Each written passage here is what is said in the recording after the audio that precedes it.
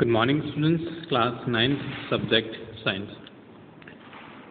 Last class में हमने बात की थी रदरफोर्ड के एक्सपेरिमेंट के बारे में। आज हम उसे के कुछ कंक्लूजन देखने वाले हैं। अल्फा पार्टिकल्स के बारे में हमने देखा था। हमने जो एक स्मॉल एक्सपेरिमेंट सेटअप था बाय रदरफोर्ड उसको देखा था, कुछ इस तरीके का था वो। आज हम उसी से जो कंक्लूजन निकले हैं उनको देखते हैं। सबसे पहला कंक्लूजन क्या निकाला गया? Most of the space inside the atom is empty. Atom के अंदर ज़्यादातर जो स्पेस होता है वो एम्प्टी होता है, बिकॉज क्योंकि most of the alpha particle pass through the gold foil without getting deflected. ये हमने देखा भी था कि ज़्यादातर जो अल्फा पार्टिकल्स हैं वो गोल्ड की जो फॉइल थी उसको स्ट्रेट पे पास करके बिना डिफ्लेक्शन के, मतलब ज़्यादातर जो मास था वो एम्प्टी था। Very few particles were deflected from the path.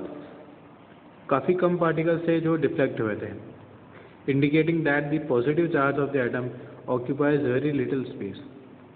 ये क्या इंडिकेट करता है कि जो पॉजिटिव चार्ज है एटम का वो काफ़ी कम स्पेस ऑक्यूपाई करता है, क्योंकि ज़्यादा अगर स्पेस ऑक्यूपाई करता तो ज़्यादा पार्टिकल डिफ्लेक्ट होने चाहिए थे।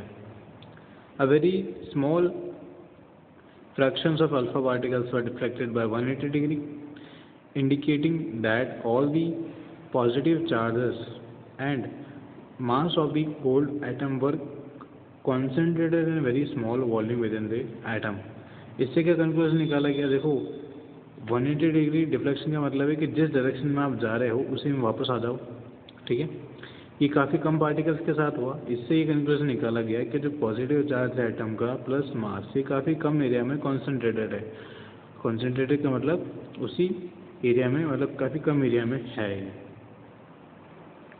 इसी की बेस पर एक न्यूक्लियर मॉडल दिया रदरफोर्ड ने, जिसके कुछ पॉइंट्स थे। There is a positively charge centre in the atom called nucleus. देखो रदरफोर्ड ने कहा कि जो आपका एटम है उसके अंदर एक सेंटर होगा जो जिसमें चार्ज क्या होगा, पॉजिटिव चार्ज, और उसको हम क्या बोलेंगे, nucleus. Nearly all the mass of an atom resides in under nucleus. और जितना भी मास है सब किसके अंदर होगा? न्यूक्लियस के अंदर ही होगा।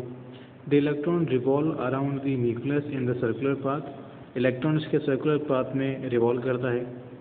The size of the nucleus is very small as compare to the size of the atom. Atom के कंपैरिजन में जो न्यूक्लियस की साइज़ है काफ़ी कम है। ड्रॉबैक क्या रहा रदरफोर्ड के मॉडल का? देखो रदरफोर्ड ने एक पॉइंट ऐसा बोला था जिसमें न्यूक्लियस है हमारा बीच में, ठीक है। जो भी इलेक्ट्रॉन इसके सर्कुलर पाथ में रिवॉल्व कर रहा है, जैसे जैसे उसकी एनर्जी डिसिपेशन होता जाएगा रेडिएशन की वजह से और किसी और भी कारण की वजह से, वो इलेक्ट्रॉन क्या करेगा, धीरे धीरे इसके पास आता रहेगा। पास क्यों आता रहेगा? क्योंकि इलेक्ट्रॉन के अंदर होता है नेगेटिव चार्ज और न्यूक्लियस हमारा कौन सा चार्ज है, पॉजिटिव चार्ज। तो क्या रहेगा, धीरे धीरे आपके इसके पास आता रहेगा और बाद में क्या करेगा, इसी के अंदर आकर सेटल हो जाएगा। और यहाँ पर जो एटम है वो डिस्ट्रॉय हो जाना चाहिए, लेकिन रियलिटी में ऐसा होता नहीं है, क्योंकि एटम कभी डिस्ट्रॉय नहीं होता है। अगर रदरफोर्ड की थ्योरी मानी जाए तो एटम डिस्ट्रॉय होना चाहिए था, जो कि नहीं हुआ। तो ये क्या है, रदरफोर्ड का एक ड्रॉबैक है।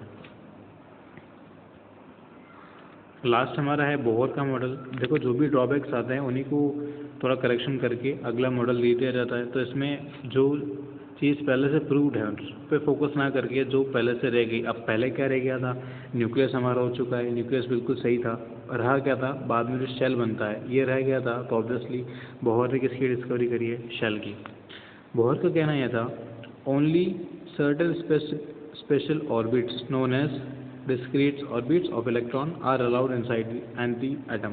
आपके पास जो भी एटम है उसके आसपास में, न्यूक्लियस के आसपास में कोई एक ऑर्बिट होगा। ऑर्बिट मतलब वही एक स्मॉल सर्कल होता है जिस पे क्या करेगा, इलेक्ट्रॉन्स पे ट्रैवल करेगा, ठीक है। और यही अलाउड है इसके अंदर। While revolving in discrete orbit the electron do not radiate energy. इनका कहना यह था कि ऑर्बिशन के दौरान अगर ऑर्बिट कर रहा है इलेक्ट्रॉन तो उसके टाइम पे रेडिएशन के थ्रू एनर्जी डिसिपेशन नहीं होता है, जो कि किसने कहा था, रदरफोर्ड ने कहा था। ठीक है, ये जो हम डायग्राम पढ़ते हैं नॉर्मली, ये तो शायद आप सभी ने देखा ही होगा। ये किसके द्वारा गिवन था? बोहर के द्वारा। ठीक है, जिसमें बीच में न्यूक्लियस था, है, ये तो रदरफोर्ड ने इस्टेब्लिश किया था।